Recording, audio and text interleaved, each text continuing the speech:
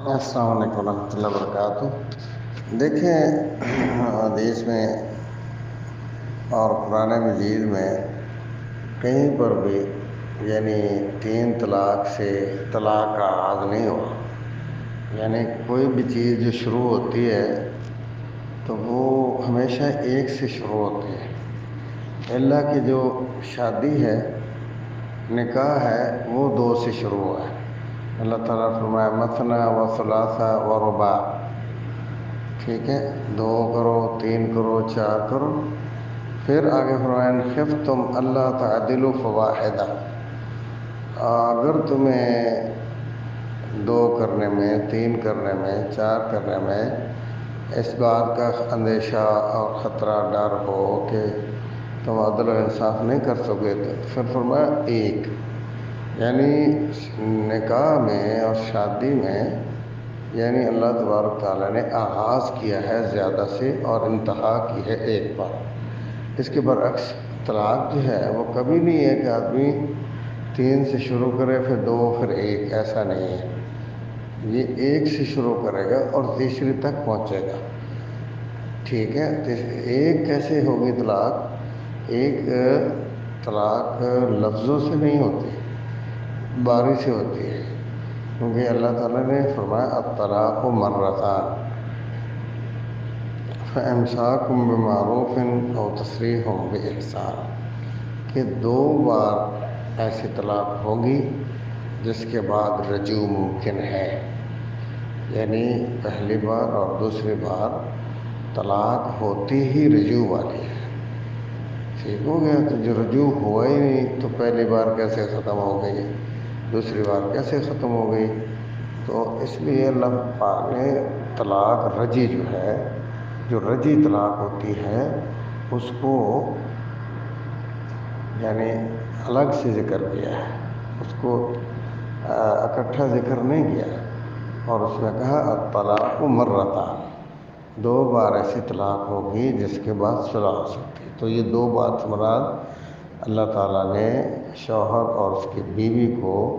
2 مسلمان جو جوڑا ہے، ان کو زندگی میں 2 بھرپور چانس دیے ہیں، 2 چانس دیے ہیں کہ اگر زندگی میں شخص آپس میں ناراض ہو جاتے ہیں، شوہر اور ناچاکی ہو جاتی ہے، آپس میں غلط فہمیاں ہو جاتی ہیں، جذباتی ہو جاتے ہیں، تو 1 بار طلاق ہو گئی، اور اس کے بعد پھر ان کو موقع دیتا ہے اللہ تعالیٰ 3 مہینے کی، یعنی 3 حیض آنے کا، اور جب 3 حیض ختم ہو جائیں اور ایک اور ہے طلاق کے بعد، پھر دوسرا حیض، پھر تیسرا، تو پہلی طلاق جو ہے اس کا جو چانس تھا اور رجوع کا وہ ختم ہوا۔ اور اگر اس سے پہلے وہ صلح کر لیتا ہے تیسرا حیض آنے سے پہلے، تو یہ 1 طلاق اور صلح کا چانس جو ہے وہ اب ختم ہوا ہے۔ اس کو کہا الطلاق مرتان، کہ 2 بار ایسی طلاق ہو جس کے بعد اسے جو ہے رجوع کا چانس ہو۔ پھر 1 بار جب طلاق ہو گئی اور اس نے صلح کر لی، پھر کبھی خدا نخواستہ ناراضگی ہو گئی، لڑائی جھگڑا ہو گیا، ناچاکی ہو جاتی ہے، اس میں جو ہے غلط فہمیاں جو ہے عروج پکڑ لیتی ہیں، اور انسان جو ہے وہ اس سے ناراض ہو جاتا ہے، تو پھر طلاق دیتا ہے۔ پھر اس کو اللہ تعالیٰ نے ٹائم دیا ہے، اس طرح والمطلقات یتربصن بانفسہن ثلاثۃ قروء، پھر طلاق شدہ عورت 3 حیض مسلسل آنے تک پہلے شوہر کا ویٹ کرے گا۔ اگر وہ چاہے گا تو وہ رجوع کر لے گا، اور جب تیسرا حیض ختم ہو جائے گا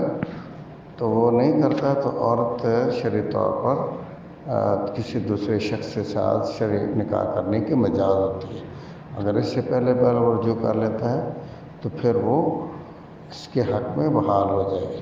تو ایسے 2 چانس ہو گئے۔ یہ ہے اسلام، یہ ہے اسلام کی رحمت، مہربانی۔ ایک وقت دیا ہے سنبھلنے کا،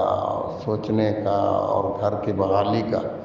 اس رشتے کے تقدس کا، رشتے کی اہمیت کا۔ 1 بار طلاق، پھر صلح،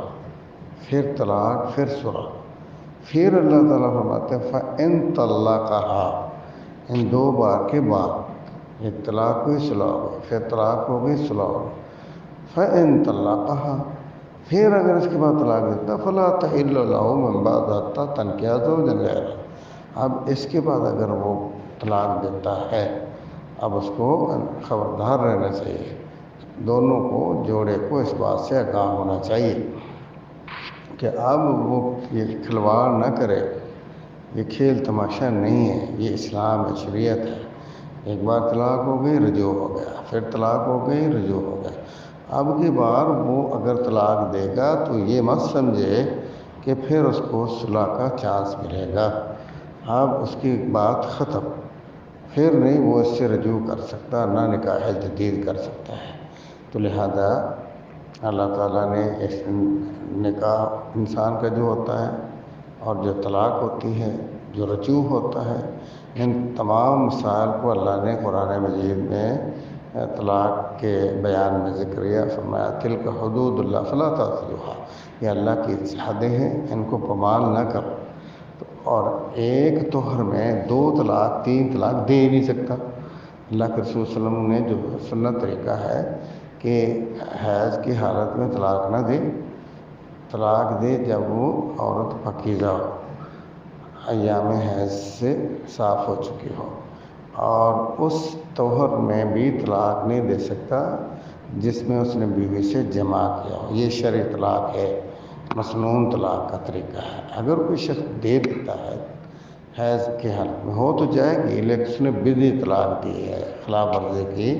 حدود اللہ کو پامال کیا ہے، گناہ گار ہو گیا۔ اسی طرح جس طہر میں اس نے بیوی سے جمع کر لیا، ہم بستر کر لیا، اس میں طلاق اگر دے دیتا ہے تو ہو تو جائے گی لیکن اس نے اسلام کی خلاف طلاق دی، شریعت کے خلاف، سنت کا مذاق اڑایا، حدود اللہ کو پامال کیا۔ تو لہذا اسلام نے طلاق کے مسئلے کو بڑا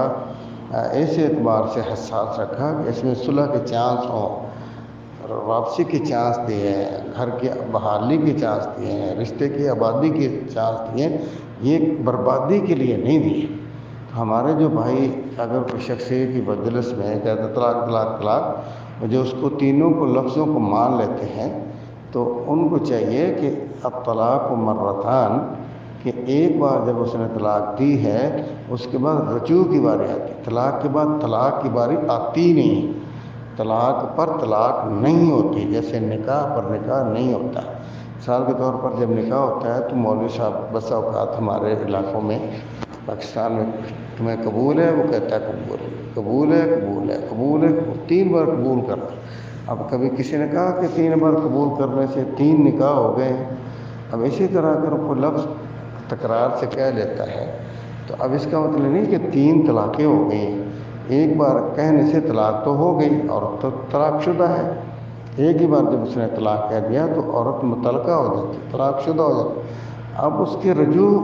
کی ضرورت ہے، رجوع کرے گا تو دوبارہ طلاق دے گا، رجوع کیا نہیں طلاق کیسے دے گا، پہلی طلاق اس کی چل رہی، تو اس لیے وہ تاکید ہو سکتی ہے دوسری تیسری بار، اس کے غصے کا